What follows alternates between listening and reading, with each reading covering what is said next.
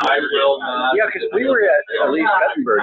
They had Selena had a 50th wedding anniversary party, and they're just right at the bottom of the hill there. And it was like the heavens opened up and the sun came through, and like better than we are. Half an hour after the guests started leaving, it started to rain. It was great. It was amazing. Yeah, all morning. No, on Sunday we got 8.85 rain at our house. Oh, one of our neighbors who's a little higher elevation had 1.15 when I saw her midday. Yeah. Okay, so that means we're on top of this mountain. Yeah.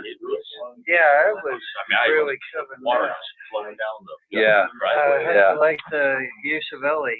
Oh, very Yeah, that was fun. Great day. Yeah. And don't let beer saw me buying. And I got more beer now. Parties are fine. So you get to be able to do this video with people. Yeah. Well, have you been to the Bears, store there? You know what you drink first time? Are you serious? Yeah. Yeah.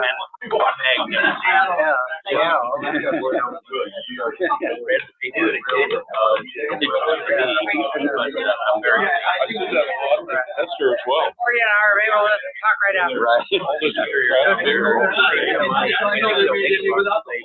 did a good job. I think they have either four. Maybe they like the aluminum. And it looks like Delta. Right. And yes, same old. I think previous people they have 3 or 4 different locations. Yeah. And they're in areas that, are kind of out of the way. Yeah. Really smart. That way, I looked at it twice. Tuesday. What are you doing?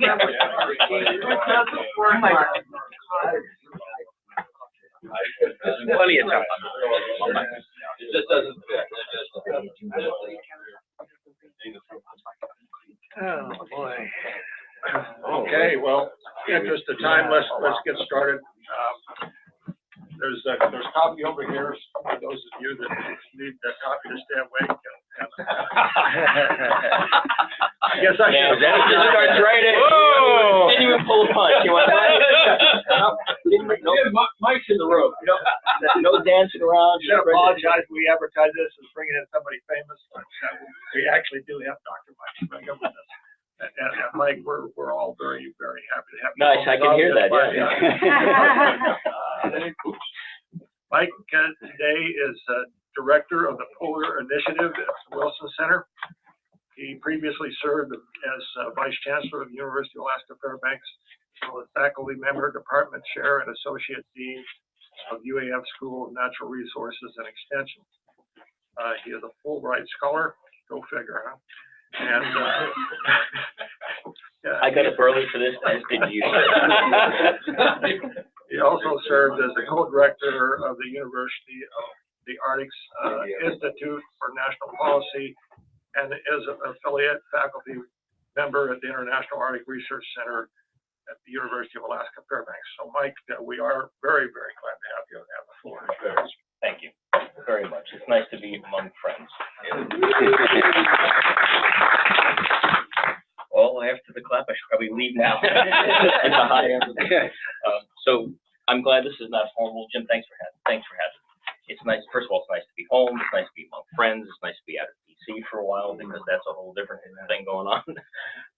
And it's nice to share a little bit about the work I've been doing, what my colleagues are doing, and also bring a little bit about a global perspective on issues that we deal with in our state and in our town every day.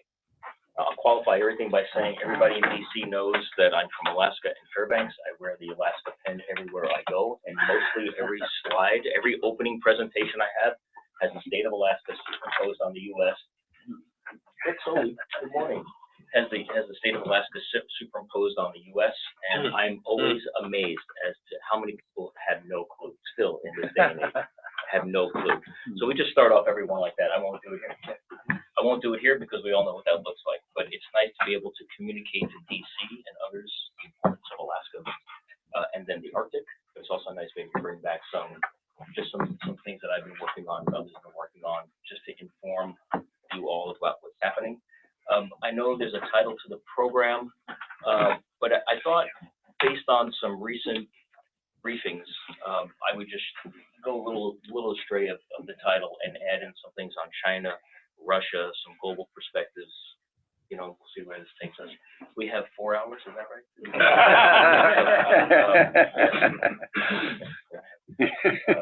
Space bar? Or click and Or then, click? then you're. Yeah, Jim's Yeah, no. is going to send out for lunch.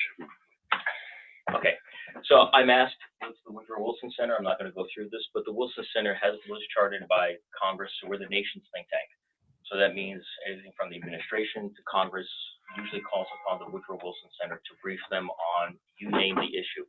If it has to do with China, they'll talk to our China experts. If it has to do with Russia, they'll talk to the Russia experts. We're called to the Hill a lot to give public and confidential briefings. We're called to the administration a lot to do the same. But the Wilson Center simply has a brand. We're part of Smithsonian. So when this was chartered, it was looked at as a nonpartisan think tank for the United States. So we really do try to stay down the line and give our impressions and our thoughts to whomever without that partisan perspective. It creeps in. If people tell you it doesn't, they're lying. It creeps in. But at least we provide perspectives. I've been pleasantly surprised while I'm back there how many senators and congressmen have asked for briefings, not just about the Arctic, but also the Antarctic and Alaska. Really pleasantly surprised. And that is a reflection of the delegation. Our delegation, we've always known it, but I see it all the time. Our delegation works their rear ends off to make sure that Alaska is front and center, whether it's on trade or whatever. They work hard, and I've been the beneficiary of them setting the context for that. So that's the center.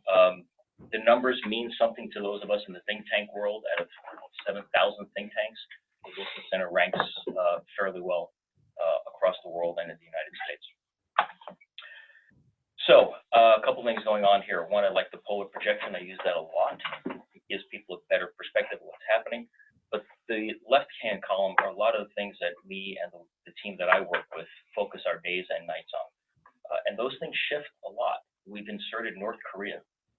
We all knew about that up here, but North Korea really does impact the Arctic, not just Alaska, but there's a growing interest from North Korea in the Arctic in terms of resources, fisheries, but also their strategic location. The relationship between China, North Korea, and Russia should not be hidden, and it should be talked about. And that's everything from influencing global economies to helping them in their negotiations with the U.S. But also with China's growing interest in the Arctic, and I'll talk about that. You can't get away from how strategic North Korea is in our neck of the woods as well. On the lower left-hand corner are 3 companies that I just want to highlight. I won't do a commercial here, but those companies there, they actually fund a good portion of my work. They actually invest in this polar initiative, focus on Arctic issues. There are others as well, but those 3 in particular have been very, very generous to my program in the nation's capital that helps me do my work. There are Arctic drivers. So in context for all of this, and by the way, interrupt me, ask me questions. I've got slides, but I'd like to just make this a discussion. Lower left of the previous slide. Yep. Who is that? So Luna Corporation out of Anchorage, but that's Wainwright's data corporation. UIC out of Barrow, that's the North Slopes. And of course we know GCI. GCI, interestingly enough, not only are these checks they have written to us very generously, but GCI has just negotiated with us to open up the backbone of their connections. So anybody in the state of Alaska that has GCI will now get Woodrow Wilson Center polar programs into the backbone, into their the 907 channel that they have. So we'll beam them live. We stream everything live, but every home will be able to see our program. So if there's something you like, GCI will funnel it into their backbone. So it's helpful for us if we want Alaskans watching. So drivers for the Arctic, we've got a new ocean opening, and it's been interesting to watch everything from the military to corporate America kind of think about the Arctic. But these are the 5 major drivers. Climate, we can debate cause and effect, but the climate is absolutely changing. There is no doubt, and that has driven the race to commodities. It's been a race in some places in the Arctic, but not a race everywhere in the Arctic, and I'll talk about Commerce, certainly. I mean, this is a new ocean opening here, and there's new opportunity and risk. The connectivity, and that's everything from telecom to a connected circumpolar north. But the north, the Arctic is emerged. It is done. We are now part of this more global discussion about everything. Economic development, social implications, all of those things. We are now connected to the global dialogue. You cannot separate these. Just a few weeks ago, several of us presented at the UN, the main floor of the UN, and it was about the Arctic's role in a lot of the things that the UN is doing. So now the Arctic is part of the overall global discussion. You pick the issue, the Arctic plays a role there. So, Mike, are you going to talk about ports and things like this, trade, commerce, and Bering Sea and Alaska's role? Yeah, or a vision for Alaska's role. Yeah, what I think it should be. Yeah, and finally, communities. Lots of work with communities, and that's indigenous communities, but non-indigenous communities as well. Hey, Mike, can you go back one slide? You got We have a map too, very similar to this, but I think it's also interesting to show how that Arctic Ocean is opening up. You can superimpose the lower 48 of the United States on top, and the Arctic Ocean's almost twice the size. Yeah. You get a good kind of context of how. Who's we? Sorry, Alaska Center for Ag System. Yeah, this is a huge piece of turf that's opening. We can talk about claims if you want later on, but you're right, it's enormous. Many people ask, so, there's lots of economic development, who governs? Well, nobody really governs the Arctic. There is the Arctic Council, it's a consensus building body, it's 20 plus years old. The 8 Arctic nations are the permanent members. Lower left-hand corner shows you that there's 39 observers. So there are a number of observer nations. That tells you something. Why would Singapore be an observer? They don't get to vote. They have no say in what happens to the Arctic Council. They get to be a part of the work teams. The 8 nations really drive this, and mostly it's environmental protection, it's flora and fauna, it's sustainable development in the north. They do not deal with military issues. They do look at maritime and infrastructure issues, but there's observer nations, and there's a reason that China is an observer, and you have to be voted in. There's a reason Singapore is an observer, and you have to be. South Korea. Those are perching themselves for the future Arctic, which I would argue is no longer a future Arctic. It is a current Arctic. So China, I will tell you, is a significant investor in the Arctic, and I'll talk about that. Singapore would like to maintain all the ports that are built in the Arctic, because that's what they do for a living. South Korea, fantastic shipbuilders. They'd like to build every ship because there's lots on order, and they're building ships. So everybody kind of has their role. They all have scientific components. They all have long-standing interest in the Arctic. India, interestingly enough, significant research capacity, but they see the Himalayas as the third pole. They see the Himalayas going through dramatic change as well. Communities, fresh water, how you feed, how you fuel, how you water communities in the Himalayas, a lot of the same issues that you see in the Arctic. So that's their interest. So everybody's got a little twist. And then there's everybody from WWF to the University of the Arctic that are also observers to the Arctic Council. The World Wrestling Federation? Yeah, it's an amazing thing. They get really cold when they dress like that up there. World Wildlife Fund. These are the main driver right here. This is undiscovered oil. You've all seen this before, but these are the drivers, along with really hard minerals, very strategic minerals. Greenland, which we can talk about if you'd like, they're a significant. I mean, they have one of the most significant deposits of what could be just an absolute bounty for uranium, and China would like to have a chunk of that, and the Danish government would like for that not to happen, and the U.S. would like for that not to happen, and NATO would like to not have that happen. China has made runs at old U.S. bases that were scuttled, and then China has tried to buy them, and the Danish government has stepped in, not for sale, rebuilt them with U.S. and Danish money. The same thing with the vast stores that Greenland has. This is a wealth there, and Greenland knows it. And as they march towards independence, they need a source of economy to sustain themselves, and they're looking to develop their natural resources. But they are part of the Kingdom of Denmark, and so everything has to be filtered through. But these are the geopolitics that are happening all over. So when you look at what's undiscovered in natural gas, also understand that there are minerals throughout the north that will also drive the future north. It's just going to happen. This is only, this is from a briefing I did for the National Intelligence Council, but it's really high level here. But you can get a feel of what's happening in the north. A lot of this will be run by commodity prices. If it doesn't pencil out, it's not going to happen, with a caveat that China has a horizon that's far longer than most of us think. They think 30, 40 years down the road, and they're willing to lose money right now to build the infrastructure. They're willing to put markers in. It's like the Marshall Plan on steroids. They go from the Arctic to Africa. They are everywhere. And I don't mean just their investment dollars. I mean millions of workers all over other countries, including in the Arctic, where they will have a significant stake. But there's a lot of resource here, and that's what's driving the Arctic narrative. It's mostly resource development, based off of a changing climate, based off of access. I don't know if any of you, is this helpful at all? Okay, I just don't know how much you want and how much is needed. Okay, so these are the drivers, right? Shipping, commerce, tourism. There is a new ocean. Since Columbus, we haven't had an ocean. Well, we got one now. There are new opportunities and new risks here. Usually when people talk about shipping in the Arctic and resource development in the Arctic, they're looking at these three routes. The Northern Sea Route, which is the one I'll spend a little bit more time on. That is the most developed, the most matured, and I'll tell you, and it's also the most politically tense. Then it's the over the top, which actually might happen. 5 or 10 years ago, maybe, I don't know. But the over the top, that ice is thinning. So it's shrinking and it's thinning so fast. I mean, all the models have been wrong, and wrong to the, bad or good, depending on your perspective. But that Central Arctic Ocean is opening very quickly.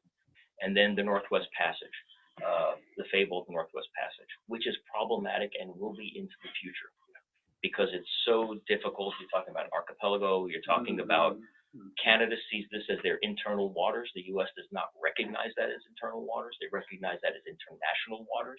So we have an agreement to disagree. When the United States runs vessels through the Northwest Passage, we send a note to Canada, dear Canada, we're gonna come through your Northwest Passage, and the Canadians say, well, thanks for letting us know that you're coming through our waters.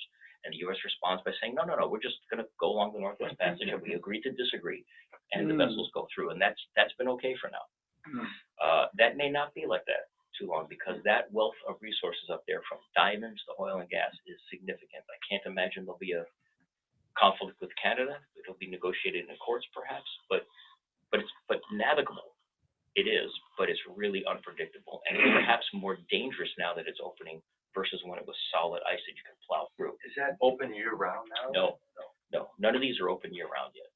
So you say it's difficult from a navigation standpoint? Yeah, because that Northwest Passage, if you look at the blue line to the left, the Northern Sea Route, that's solid ice, right? It's not an archipelago. When you look at the Northwest Passage, you're weaving in and out of islands. And so ice predictability is really tough. And then you have icebergs, and you've got ports that would close and open depending on, as opposed to the Northern Sea Route, which is far more predictable because you're running a coastline. So when you run a ship through the Northwest Passage, you have to pick your way through islands, icebergs, different sets of ice. So it's all different dynamics because of the way the Arctic Ocean circulates. There are no ports, which will be my. The road goes to Tuscaloosa. That's right. Right. Yeah. But the question in Canada is, just like Alaska, should we? Who will, and how much? And ours, I'm sorry, but also, and I can't remember or just what level of involvement, but the Inuit and Inuit are also very involved in sort of developing plans for shipping to that area. Absolutely. The people on Baffin Island, I mean, if you talk to Mayor Redfern at Baffin Island, she wants a port, a deep water port there. And it makes some sense between trade between Canada, Greenland, Iceland, and I'll talk a little bit about trade coming across the North Atlantic versus the Canadian, versus the Chukchi and the Bering. Mike, I had one question. On Canada, do they claim all those little islands? Yep. So that's Canadian territory, Yeah. Uh-huh. So it leads us to the Northern Sea Route, right? All of this is just context. The commodity prices will drive what happens in the north, whether it's LNG, oil, uranium, diamonds. It's all commodity priced. So is that a picture of you standing at the border? It is. I had on my Putin mask. I was fortunate enough to go to this meeting. Putin holds these Arctic, calls them Arctic dialogues. And sometimes they're Arctic dialogues of peace, sometimes they have all these different phrases. Anyway, he holds these every other year. And we were there last year, or a year and a half ago, and he was quite bold. And that CNBC commentator and CNBC bankrolled this meeting, thousands of people. And he was quite clear about what Russia will do in the Arctic. I mean, it was, and he's doing it, so it's transparent. The Northern Sea Route, Russia's Arctic is 10% of their GDP. That's a huge chunk, and he wants it to be more, and he will make it more. The Russian Arctic provides 20% of their exports.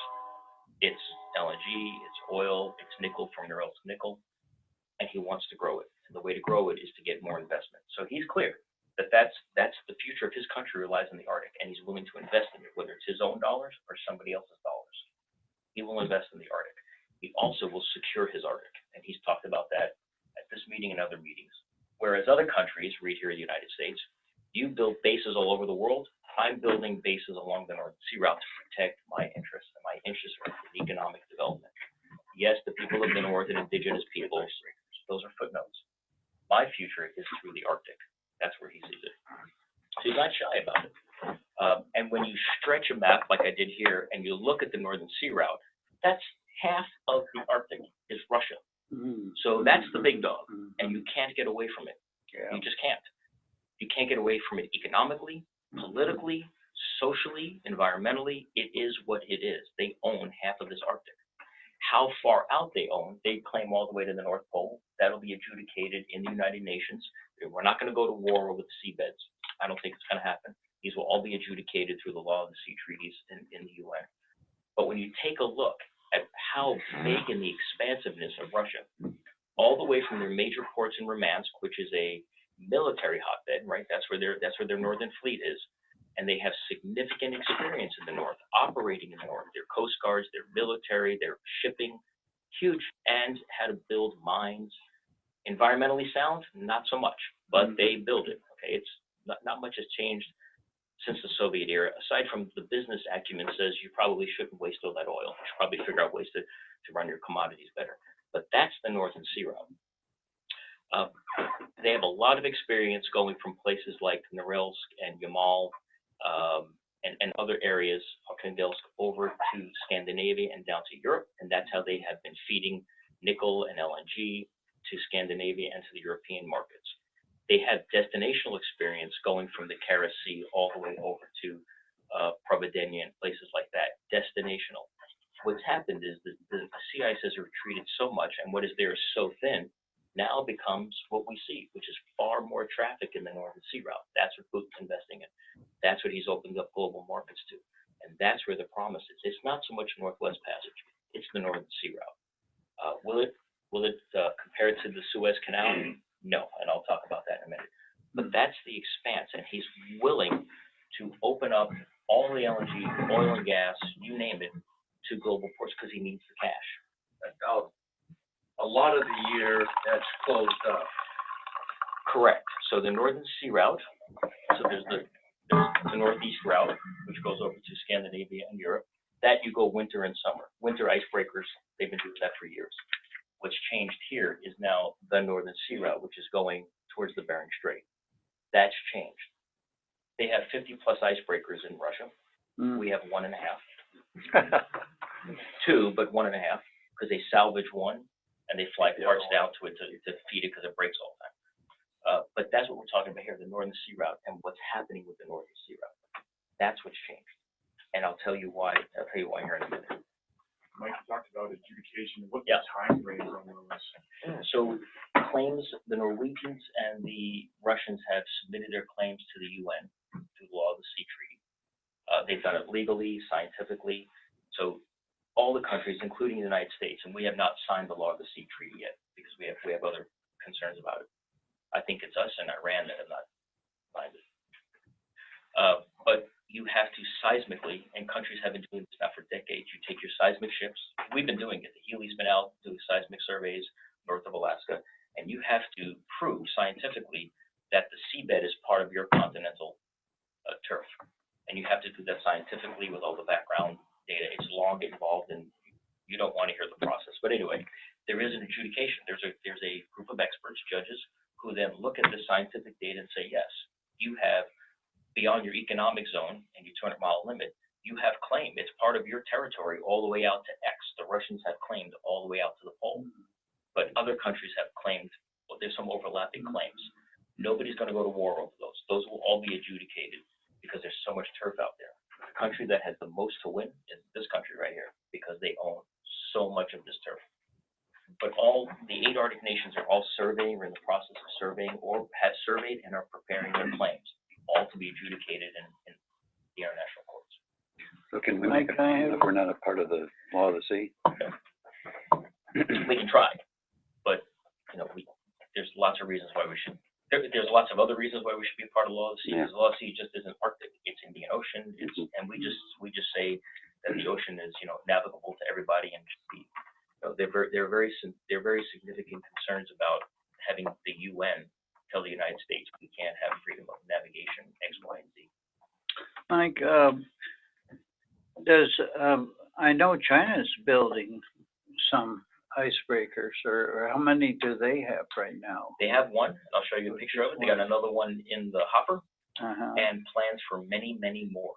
And the U.S. is, what are they talking about? The recent now? NDAA supports 3 heavy and 3 medium icebreakers, but at $1 billion a pop, it's really going to be a stretch to make that happen.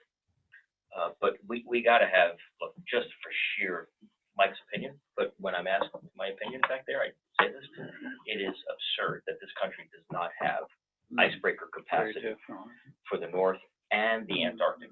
Don't forget the Antarctic, because there's a lot of geopolitics and it's strategic to the United States to keep our eye on the Antarctic, especially since China's building more bases there.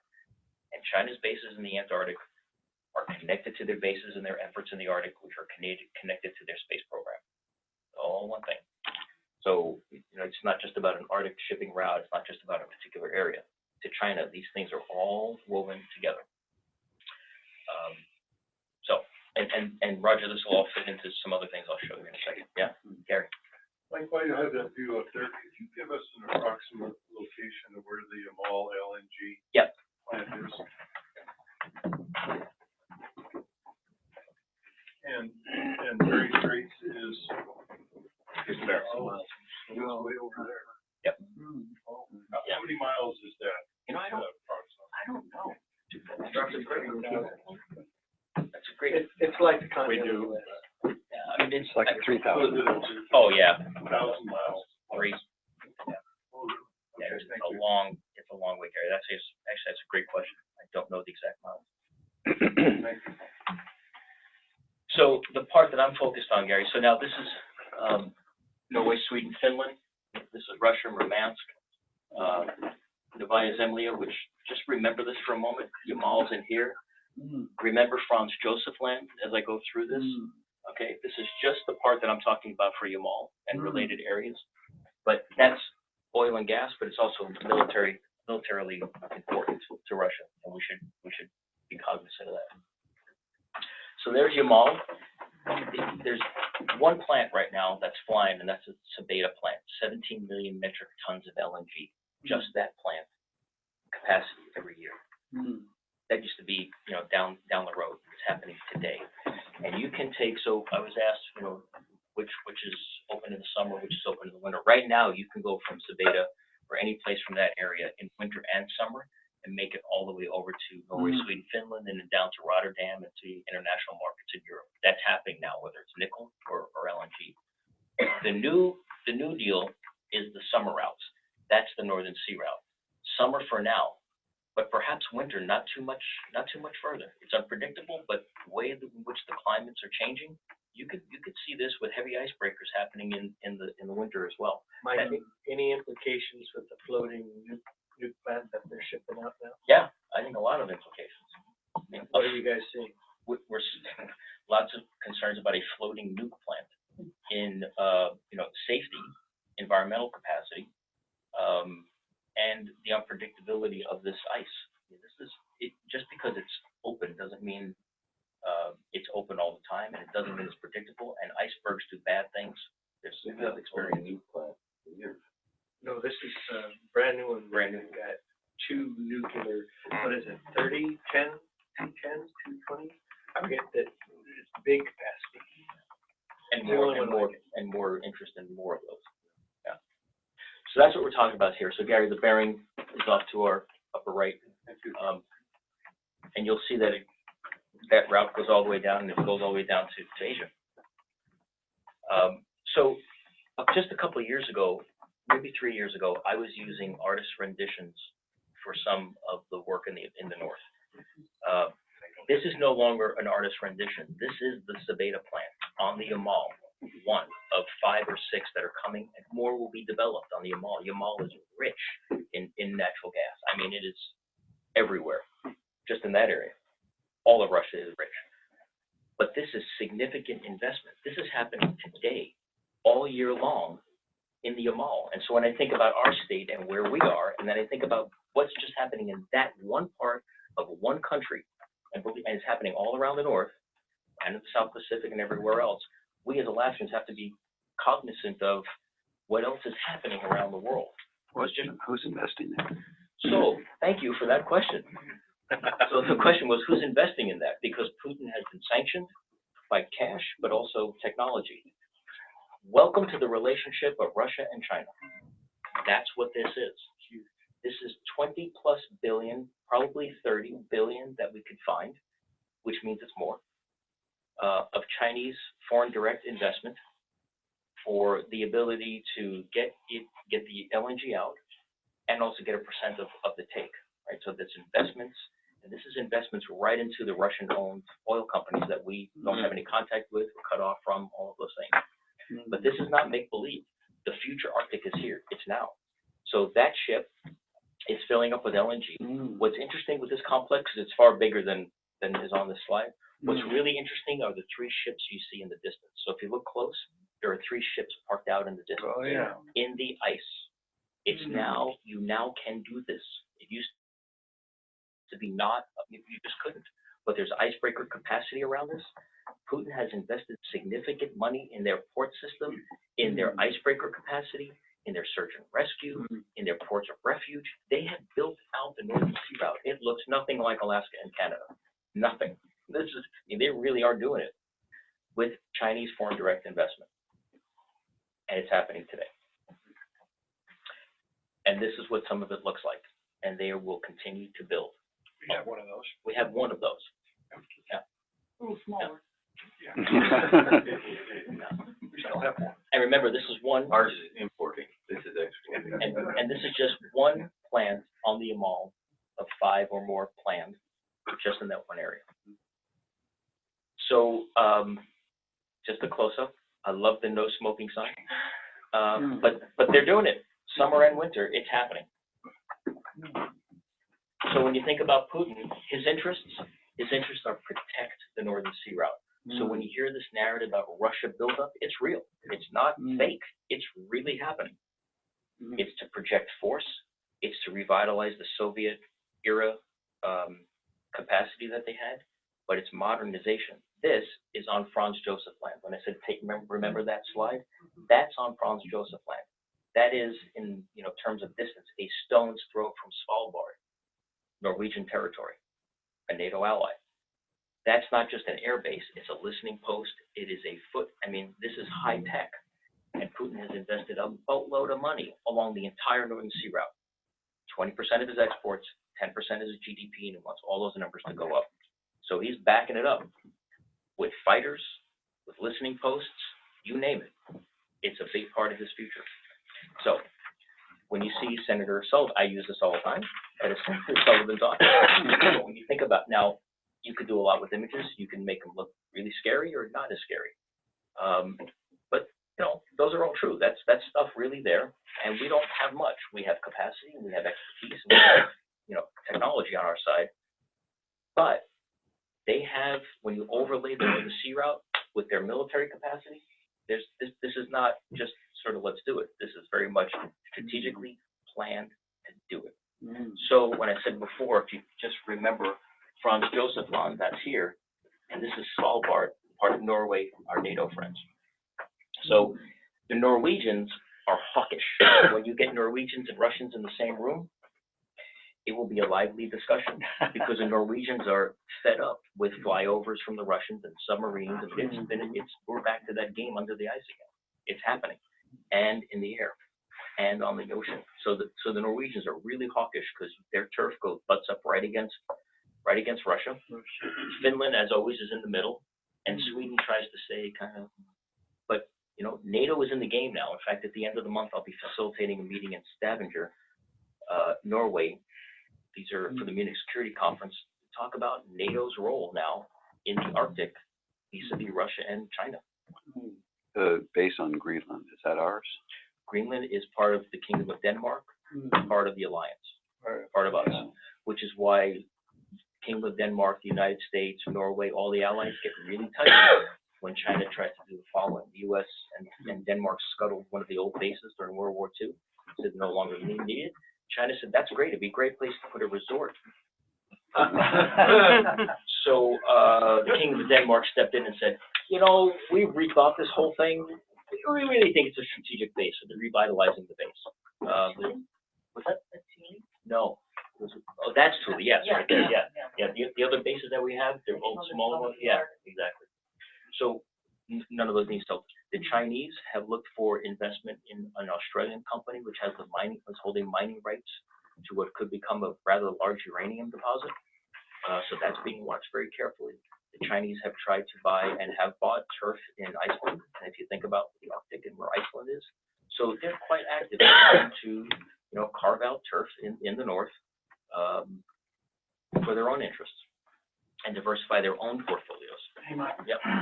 On that slide in Russia, do you know what warrants place maker on the planes? Is it like, could it be a clear?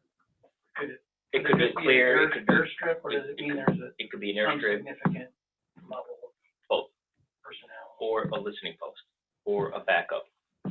But all of those show increased capacity. That's what's coming out of the centers, and that's known in other agencies too. I mean, they have revitalized a lot of the runways that were done. They've redone them. They've upgraded their technology. They've put more planes in different places. They revitalized their naval bases. They've overlapped it with the ports. They've complemented it with their coast guards. So there's a lot going on. That's, you can make this thing look. We have capacity too, but the message is they really have invested in their Arctic, and we have not invested like that, nor have the Canadians. If you look at our F-35 that are heading up to Eielson, so much of the discussion has been connected to North Korea. This is as compelling or more compelling for those F-35s and the long-term stationing at Eielson. This doesn't get mentioned. At least I don't hear it. I came up to Alaska in the 70s because we can see Russia from here. I've spent a lot of time all around those boundaries. The radars represent your listening posts, and of course the anchors, your ships, and the planes. After the Cold War, they scuttled, as you said, a lot of their bases, but then they started investing earlier in this millennium, and he's reopened 8 of these. I asked when I was in the legislature, I asked our military leaders, legislature meets with them. There's 250,000 people, military people, aimed at us. They're civilians working in whatever jobs, but they have military capacity. The Air Force and such, they kind of nodded, but they kept their mouth shut. As you're looking at this, what do you see implications? How are you advising the Hill when it's good to see that we've got 5th generation aircraft up here, and Soviets don't have that yet, but they're quickly building capability. What's the future? We barely scratched the surface. The capacity you don't see here is the capacity that the U.S. has under the ice. We have significant capacity under the ice, as do the Russians. We're back to the old Soviet game going on under the ice. But we have significant capacity there. Our advice has been not only have we reinforced the fact that the U.S. needs missile defense and we need F-35s, but we need backup capacity on the ground. The Russians have significant troops with a lot of training. And although we have troops up here, the Russians have far more. And they're not shy about telling you, we're making them battle ready for the Arctic.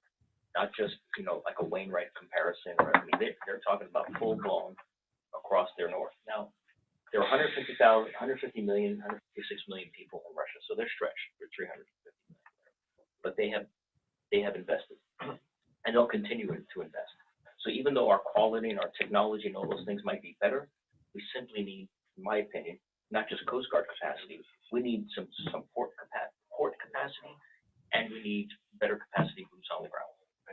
We need an anchor there on the northern slope. In my opinion, we do.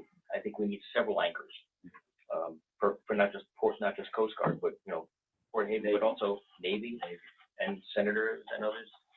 Sullivan has a lot of folks supporting, any ship that comes out of a shipyard, any Navy ship, should be ice reinforced, no matter where it goes in the world. It can't happen.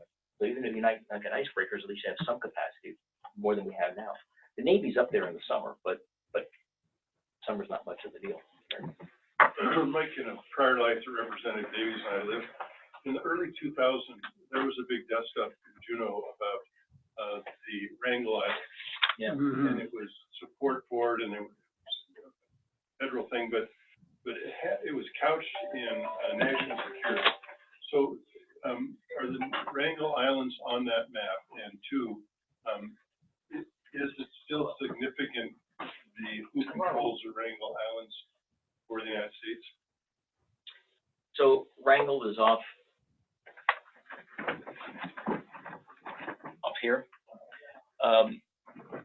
Gary, I think it's a small piece of turf that I'm not sure that it's worth.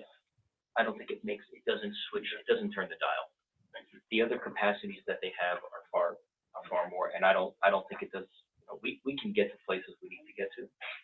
We're just black for, and the furthest thing we have is Wainwright and Isles, and not them. They're right on the Arctic, and so I don't think that one moves the dial. Can you talk about Nome?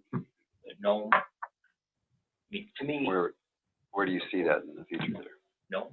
Yeah. So I think you need some capacity on the North Slope, and you need some capacity, whether it's Nome or COTS.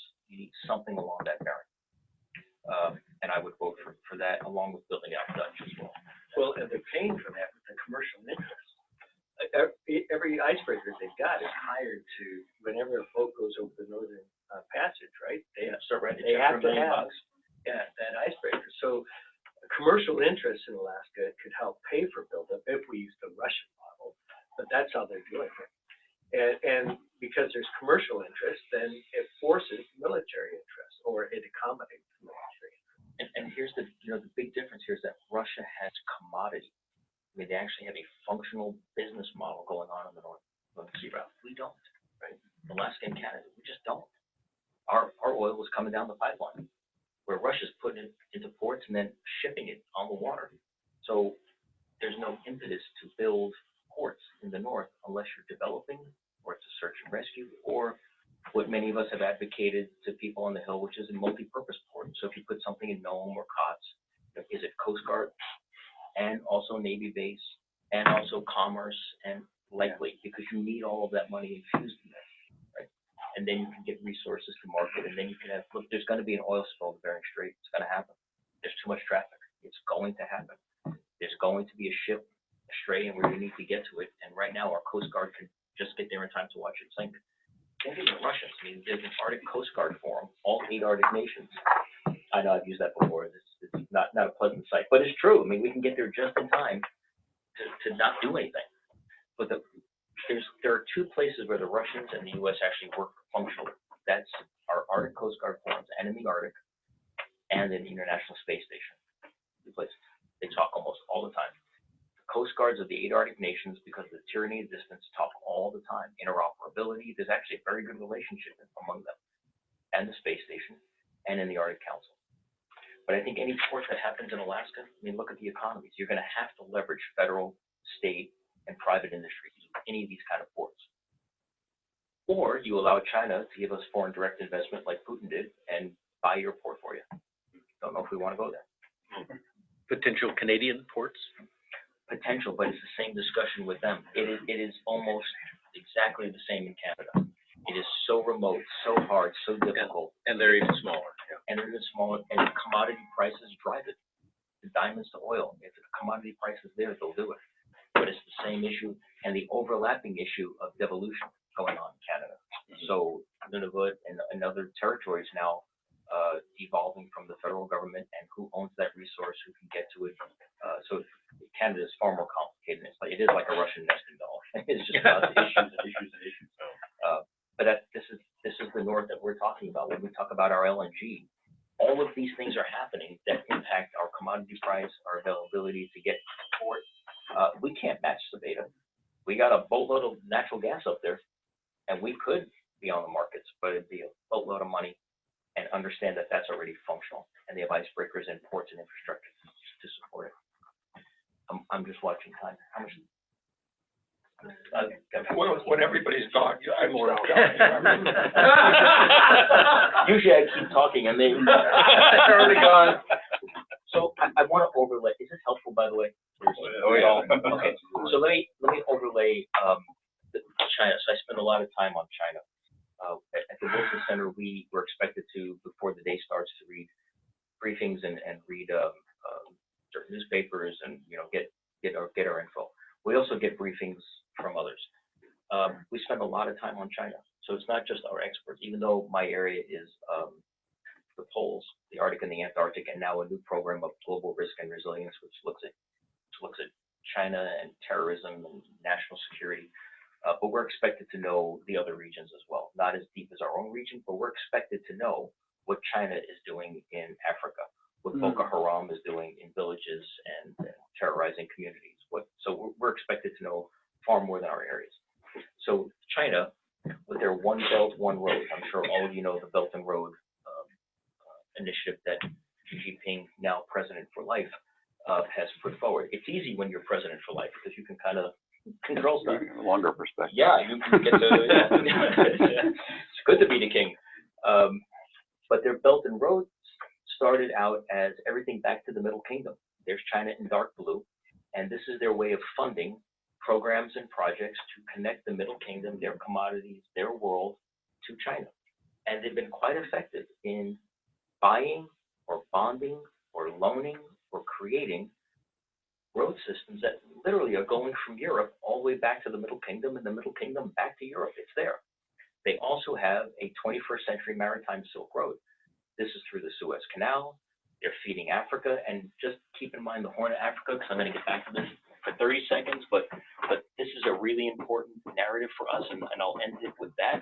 But what they're doing in Africa is amazing. I mean, they've got tens of millions of workers in Africa, in communities, which basically means China in Africa, communities being converted with Chinese workers and now new families and housing. It's a very interesting thing that's happening in Africa. I would just put that out there. The way in which they do business is not. Africa is just like the Arctic, which is just like Australia, which is just like New Zealand. There's pushback in Australia and New Zealand from China, about China. They are everywhere. And so we need to be, it impacts us. It's hard when we're all the way up here in the corner of the world, but we have to think like this. Like there seems to be some pushback even in Africa against the Chinese. There is. So you're starting to realize what they've brought in. Exactly. But you know, when you deal with you're right, Gary, but when you deal with the Chinese, and so we've talked to our friends in the state, when you deal with the Chinese, I mean, there's smart people all over the world. Cunning is a really good word. And when you get into contract negotiations, which I don't do with Chinese and would never do it, but when you get into contract negotiations, you best have really good lawyers and contractors. Right. You best, when you're dealing with the Chinese, you best have an A-team. Because what's happening around the globe, whether it's in Madagascar, whether it's in, you pick your favorite country in the Indian Ocean, they have put money up to build a port, and they have structured that business so that if you default on that, they take your port. And they're doing it. So when you're contracting roads, ports, pipelines, you best have really good contract negotiators and figure out what this means. Are they an investor? Are they investing in, and their return on investment is the natural gas? What happens if do they own the pipeline or the road? That's what's happening everywhere. And so either they control it by out and outright investment done openly, or they control it through you no longer can pay your bill, we'll take that over. You've got to have really good people. But that's all part of this. They also see it as a way for them to corner the markets here, and they have their neighborhood. There's a reason they have built islands in the South China Sea that are now weaponized. Even though the UN and others have said you have no right to this, it went to claims, all the claims against China were against China, don't care. They have built islands and they have weaponized those islands. So the United States used to have we have a blue ocean navy. Now we've got to navigate the South China Sea that has the capacity to take out our destroyers, to take out our planes. That's a whole new world. And that neighborhood is really touchy right now. So that's their maritime Silk Road. Okay, Mike. Then I'll get to the Oh, you skipped over railroads. Oh, railroads. When we traveled through Africa, they were building railroads all over East Africa. Exactly, and they're doing it in Russia. The Chinese are building railroads in Russia, not east-west. They're going north-south now, and that's what Putin wants, to get that resource out of the north and bring it down south, but do it with foreign direct investment. He can't because he's been sanctioned. He needs that cash, and all of that money coming in from China and elsewhere, that's all cash that he needs desperately. So the other part of this is, well, that's just a different version of what you thought, but this is real. This is not like just an artist thing. These are real links with real investments and leveraging investments from these countries with Chinese investments. But that's their vision of the world, not 10 years from now, 40 years from now, 50 years from now. And then they added, in January, they released their Arctic strategy, Arctic white paper, we called a number of things. And here they said three important things. One is that our Belt and Road system, the maritime system, we're going to take a hard look at the Straits of Malacca and Jakarta, and we're going to play a heavier role into India. We're going to do that in maritime. We're also going to invest, and as you can see, that blue, that light blue, from Venice all the way to Dalian. That's their vision. They're investing. And then they decided that they're going to have a polar Silk Road north, and look where it goes. That's the Northern Sea Route. That's the Sabeda port. So if you look at the red line up top, that's their vision. They go from Sabeda and all of that resource-rich area. They hang a left and go to Rotterdam, so they can get into those markets, or they can make a right and they can get to the Asian markets through Dalian and others. It's happening. And so that's their vision of the world. You cannot, so when we think about our projects, it's in these bigger contexts that at least I try to communicate in DC, and we as Alaskans should understand this much larger picture here. Let me ask you, obviously they're investing everywhere. Where are they getting their resource? It may seem obvious, but where do they get the funding from? Yeah, where do they get that's Our trading balance. They own our debt. They're trading all over the world. They've got their version of a World Bank, of an investment bank. And they're trying to set up a separate system. This is why I get a little concerned when the narrative is to tear down World Bank, IMO. I mean, the United States has led for 70 years the institutions and the organizations of the rule of law. They're not perfect, but they're there. The Chinese are setting up a World Bank, an infrastructure bank, a MacArthur, a Marshall-style plan. They're doing it to counter our influence. This is all influence and cash. This is influencing markets for 50 years from now. But we're all buying stuff from Walmart. We all have debt. We're trillions of dollars in debt. They hold a lot of our debt. Yeah, and so they become they're the bank. We're going to them. I mean, the United States is going to China to be the bank, as is Greenland and Denmark, and I mean it's a thing. So anyway, I don't want to get too much on that, but that's their vision, and that's how the Arctic fits in. So when I started this, that the Arctic isn't just this little place that's no, we're part of that world now, and we simply have to be in that game. Come on. I think sorry. Is that resource question, I believe it deserves real serious attention. I remember when I was a kid, we wouldn't consider a Japanese car made in America. And now you go to Walmart, get that toothbrush, that money's going to China. Where are they getting the resources to do that? Everything we buy is from China. Where'd that come from?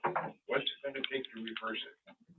And shut off their money, and we have a chance to catch up with them. think that somewhere 30, 40 years ago, did we start importing everything from, I don't understand. It simply became economics. I mean, they could pay their workers dirt, and they did. And they were able to, they can manufacture at a much lower rate than, now that's going to change. I mean, as they become a more internal consumer country, as opposed to an exporter, trying to consume, that the price of doing business has already gone up significantly and will continue to go up. So things may balance out, but simply they've got, right now they've got the upper hand on a lot of this trade. Yeah, sorry. One of the cons that it's also the companies move. Yeah. Places where they can do cheaper business, so that's gonna have to Could you change. speak more loudly, please? But the other question is, are you gonna speak more about the Bering Strait? And that's I when will it comes to double traffic, that's. Yeah. So, speaking of the Bering Strait, so Rozanov went from Sabeda to the ports that I showed you in China through the Bering Straits, and it did it in 19 days. 19 days. From that turf that I showed you all the way down to port, it just happened in July. That is a Russian flag ship. It was financially backed by Japanese and Chinese investors, built in South Korea, and the South Koreans are building another dozen of these. That's an LNG ship with an icebreaker chassis, and the South Koreans are building them, and they're building them for the north, and they're all going to Russia and elsewhere, but mostly Russia. Right down the Bering Strait. It's not stopping anywhere near us. There's no port to offload. There's no gas to put any of these babies going by. There's nothing. We simply don't have the infrastructure. But we will watch more and more of these ships not just take resource out of the Arctic, but the Chinese are really interested in getting goods back into Russia and into the European markets, and they can do that by not going through the Suez Canal. They can do that perhaps now by taking goods out of the western, eastern side of Canada, Dalian and other places of China, taking it up the Northern Sea route and bringing it over to market into Europe that way, instead of taking things through the Suez Canal. It has totally changed the game. The Bering Strait plays a significant role here. So we can capitalize on it. We should be aware of it. Environmentally, we should be aware of it. But economically, search and rescue, that's part of our waters here. We should take a look at this. That's why where there are ports, it'd be nice to have a port somewhere where there's resource, whether it's minerals or natural gas or whatever, that we could tap into what will be more and more of this kind of traffic going through close to our own waters. That's their one icebreaker, mostly a research vessel, sort of, kind of, but they're using it a lot. This is the Snow Dragon. They have another one coming online. They're building their Arctic capacity, so China working in Sabeda, China going through the Northwest Passage recently, last year with this. So they're building their know-how about how to actually work and build and make money in the Arctic through the Sabeda plant and just by going through the motions. So they're building their Arctic expertise. They've had Antarctic and Arctic expertise in research, but they're learning how to build, how to work, how to build their commodities, structures, all for the future of the Arctic. This relationship with Putin will last as long as it's beneficial to both, and it is. They don't love each other. They have their own conflicts, but right now it's convenience, and it's like this to the U.S. Okay, so those guys feel like they're winning. And Putin's getting cash, and China's getting LNG. They're also getting domain awareness. They also, there's no secret that they had ships parked off the coast of Alaska when Obama was here a couple of years ago. Well, that's just going to increase. That's international waters. We will see more and more Chinese ships, Navy ships going through the Bering Strait, flexing the muscle and going into the Central Arctic Ocean. It's going to happen. When this ship went through the Northwest Passage last year or a year and a half ago, two different messages. One external message, which was, hello Canada, yes China, we'd like permission to go through your internal waters because we recognize that the U.S. doesn't, but we do. So we'd like to be able to ship through, and the Canadians said absolutely. And we have a research vessel, and it is a research vessel, among other things. And so when they went through the Northwest Passage, their external public affairs, which is an incredible machine, China has a great PR machine, celebrating the wonderful research, and they did do wonderful research all along the Northwest Passage, how wonderful this was, and they navigated the Northwest Passage. That was external. Internal to China, because one of our scholars that's a part of our program, Anne-Marie Brady, fluent in China, situated in New Zealand, follows China's every move in the Arctic and the Antarctic. She is fluent in Chinese, so she's able to read the Chinese press and listen to the interviews. Totally different. That headline internally was, China proves the economic viability of the Northwest Passage. Totally different. Pissed off the Canadians. Okay? That's supposed to be research. Internal to China is, we have just established that the Northwest Passage is viable as an economic passage. Well, totally different. Going to take a, who knows what it will happen. But you see what they're doing. This is becoming, they want to be too an Arctic power. Just to sum up, and I got a couple other things. So these are the routes. If you take the Northern Sea route and you go down to Rotterdam, you've got somewhere around 35 days now. But if you want to do the same route through the Suez Canal, you're looking at 48. When you put pencil to paper, and insurance companies like less time, business like less time, less fuel, it's more cost efficient. You make more money if you start doing that left to right or right to left, goods going in or goods coming out versus the Suez Canal. Now, if you hear people say the Northwest Passage, the Northern Sea Route is going to rival the Suez Canal, ain't going to happen. What is it, 17,000 ships go through the Suez every year? We had 1 or 2 last year go through the Northern Sea Route all the way. Okay, but that's not how China sees it. They see it as another option, as one more thing, as part of their portfolio. So this isn't going to take the place of anything. They simply are going to utilize and take advantage of what is opening, and that relationship and that investment in Russia helps them to do that. That's the way they think. We should think like that too. I guess the bottom line is we have to think like the other Arctic nations, but the big powerhouses in economic development like China do think like that. I put this there to that issue, is that there's a lot happening in our neighborhood, and we're just not there. We're not playing a game. Mostly, it's run off of economics. We've got the military thing down. I think we do a good job. We need more capacity, in my opinion. But more will happen on the Russian side of the Bering Strait, and we simply don't have the capacity. And if Alaska is to develop its resources more, we need to do better in terms of port development, resource development, and roads and basic infrastructure. That whole, what I showed you, Sabeta, is only one part of what's happening along the whole Northern Sea Route, and we all know what our turf looks like. It looks just like the Canadian turf. We just don't have the infrastructure. But a lot will be happening here, militarily, financially, economically, going forward. I already talked about this, but the viability of the Northwest Passage, it's sketchy as best. It's not economic development until you find vast resources that are reliable, and you have the infrastructure and the commodity markets are there. You won't have the kind of traffic you have along the Northern Sea Route. So Alaska to the left, Canada. Right now it's tourism. There's some destinational tourism, but it's nothing like the Northern Sea Route, which is all about the business deal. I think there's 2 slides left. So who is doing any kind of work on our side of the fence? Interestingly enough, Maine calls itself the other Arctic state, and we all chuckle and laugh, and Senator Murkowski will jab Senator King and make it okay, and okay, it's Alaska and Maine. But Maine really is. The port of Maine in Portland, they actually are taking ships from Eimskip Shipping, an Icelandic company, and the routes that you see, those are Eimskip Shipping routes from Nuuk and Reykjavik and Scandinavian countries and Murmansk, and they're taking goods and services into ports all over Russia. They're taking them down into Europe, and they're taking them right into the ports in Portland, right onto the trains and into the U.S.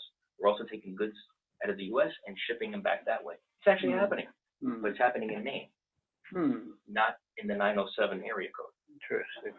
So, just for comparisons, they're actually building ports.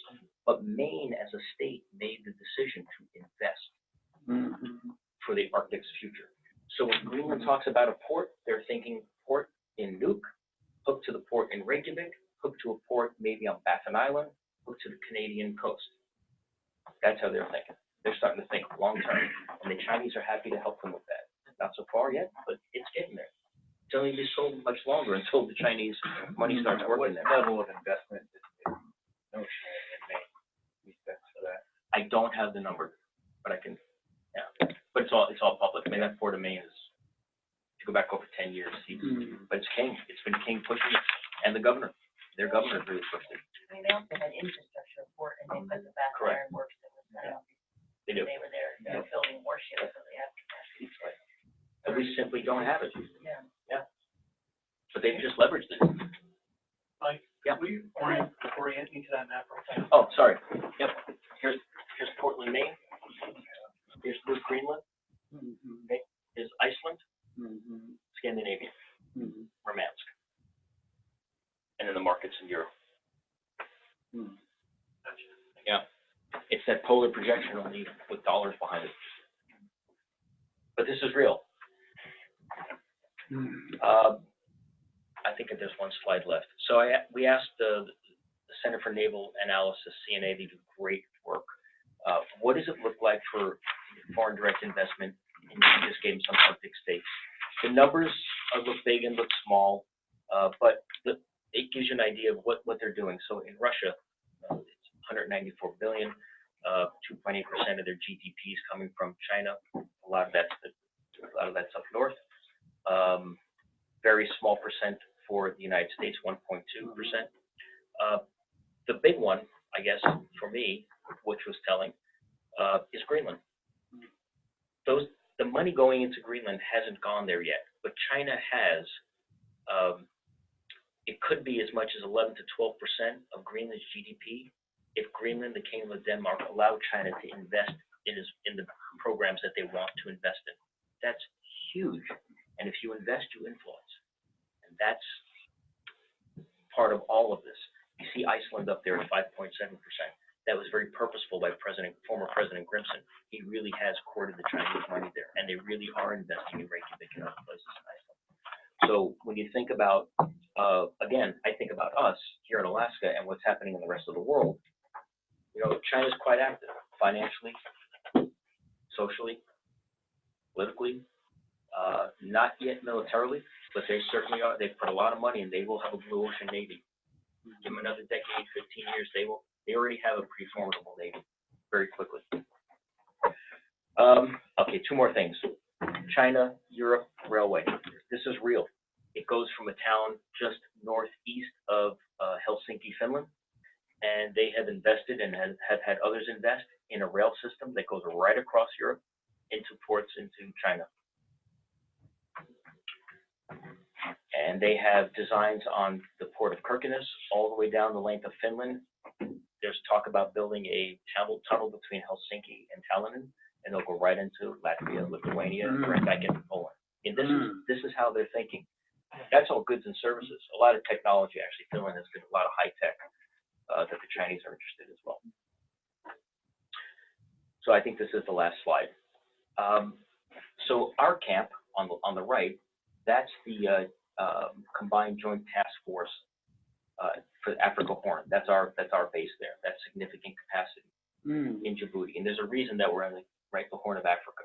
That's really substantial to us. And that's been our turf until the Chinese just signed a long-term lease with Djibouti, and they now have a military base within a relatively stone's throw of the U.S. Navy base there. Okay, there's a reason why. That is a strategic location for them. So they're, like I said, started from the Arctic to Africa. That's how China is thinking. Okay, boogeyman depends on how we deal with them, but they're a part of the world. So when we talk about our LNG, our gold, our resources that we struggle to get to market, it's happening, and they're putting not only money behind it, but now their military might. This is very different for China. They really aren't the military adventurers that other countries are. Well, they're getting there now, and the Arctic is one piece of it. But we should be cognizant of what's happening here because it's impacting things all over the world. So it's back to this again. You can no longer separate Alaska and the Arctic from global anything. We are now part of this. So for the past year, we've subscribed to Arctic Day, the online newspaper. I mean, that is some scary reading. Right from the beginning, when I first started reading, I thought, you've got to be kidding, this is happening? And it's right in our backyard. it's right in our backyard. Yeah. Yeah. It's a great online. Yeah. It's a great resource. What was that again? Arctic Arctic Today. Day. Yeah. I'm I'm just curious, I'm Ravenna Koenig at Alaska's Energy Desk. I'm just curious, it sounds like the United States for years has been lagging far behind. And I'm just wondering, why isn't it more of a priority? Or do you see that changing? Do you think that there's more recognition on the federal level that these sorts of investments need to be made? And what are they doing instead? What is that money going to instead? Why aren't they taking it as seriously as Russia is, as China is, as some of these other countries are? There is more recognition of the Arctic. There is now a recognition of Alaska's, as part of the energy security, right? And this administration is all about energy security. So I think that's why you've seen some changes in regulation for Alaska and the Arctic. There's more willingness to drill, more willingness to open up areas, and that's all part of this administration's recognition that it's energy security, and Alaska plays a role there. I think our delegation has helped that along. If it has to do with national security, energy security, more willingness. This administration is not as interested in the environmental components of it, but there is a recognition. When we've talked to the president's staff who deal with many of these issues, there is a recognition that Alaska should play a more vital role in energy development. But where does the investment come from? And we've looked to private industry for that. The fact that President Trump and Governor Walker were together in China signing an agreement for the pipeline, that's a heck of a message. But there isn't going to be, the companies have made it clear they're not going to build ports for us. And I'm not sure how much foreign direct investment we can get or want. But there simply aren't the dollars out there. Plus you have the overlapping challenge of fracking, and the fact that the oil markets are pretty saturated in the U.S. and you can get it elsewhere cheaper than building in the north. So that really it's the commodity prices and the cost of doing business. Whereas, like I said before, China is 40, 50 years down the road. Russia already has the infrastructure. It leverages what they have. It's simply an easier equation. Canada wrestles with the same thing. They are resource rich and infrastructure poor. It'll cost them way too much money, and the market just isn't there. But at least when we speak to this administration, they are far more attuned to the resource development component than the previous administration. And so if there is going to be roads to resources, I think this administration would be much closer to that. Did I answer? Yeah, I mean, I am kind of curious even before this administration, why it has been, a low priority, why the United States has lagged for so long. So I will, because they simply, we deal with it now, even though there's more interest in it. It's just not on the radar. I mean, that's what Senator Stevens was battling with, and Senator Murkowski before, current Senator Murkowski and Don Young through all, and now Senator Sullivan and Murkowski. It is the awareness of the Arctic. So Senator King and Senator Murkowski together in the Senate with the Arctic Caucus, that has helped. We do a lot of work at the Wilson Center to it really is raising the public knowledge of the Arctic. And it has been something that when you're dealing with the whole group of issues, the Arctic simply hasn't been there. But everything I just went through today is why it's starting to come up like this, because it's everything from military to ocean acidification. One more thing. Central Arctic Ocean, covered with ice for as long, but now it's not, right? So it's a new ocean. Nations just signed the Central Arctic Ocean's Fisheries Agreement, which means a moratorium on fishing in the Central Arctic Ocean, because we don't know what the hell's underneath it. It's been covered by ice. So until we have a baseline of what's there, a moratorium. That's good sound science. That's good sound research. There might be fishing stocks there that we can manage well, maybe or not. But that's another issue, is that there are fisheries to be had, and lots of ships will be headed north for that fishery. And so it's everything from fisheries to oil and gas to national security to a changing environment to ocean acidification, all of the issues, and new influential players like China and Singapore and Russia and others having an interest in the north. That's why it's risen up. It hasn't before because you haven't had the dynamic that we have right now. Yeah. Mike, I really appreciate the work you're doing. You rarely or you really do? I do. Okay. And you've rarely I'm used to it. It is very sobering. I've been very concerned about the lack of foresight in the United States over the years. They're just looking at the short term. The well, the Russians, but the Chinese are really looking at the long term, and they're making fools of us, and we've not been protecting our interests as a nation, and good luck to you with trying to make people aware of this. But this is one of the most sobering presentations I've heard. Oh, good morning. I don't think I ever have. I've been very concerned about what's been going on, and now you brought this all out in the open, and so good luck. Well, thank you, Rob. We'll do what we can to help. Let me just add one more thing. Let me add one more thing back here. So this isn't a gratuitous look at Mike, although what a good looking man. But next to me is the president of Finland, and this is a Munich Security Conference. It's the largest security conference in the world, most prestigious. And the last 3 years or so, they actually have gotten into the Arctic. So Ambassador Wolfgang Ischinger, I met with him about a year and a half ago when I first took the job at Wilson, and was introduced to him by my current boss, the CEO, Congresswoman Jane Harman. And his question to me was, Mike, it's nice to meet you. Is the Arctic something? That was his quote. Ambassador, it's something. And he said, how much of a something? I said, capital S, something. I said, Alaska and the always Alaska and the Arctic, but it's just something. And we sat for about 45 minutes, and we talked about, should the Munich Security Conference, the premier security program on the planet, should they get into the Arctic issue? And the answer is absolutely. From which we have now facilitated, that's me facilitating this one in Munich, just this past year. Closed doors, there's heads of state in these meetings, there's foreign ministers in these meetings, they're closed door, Chatham House.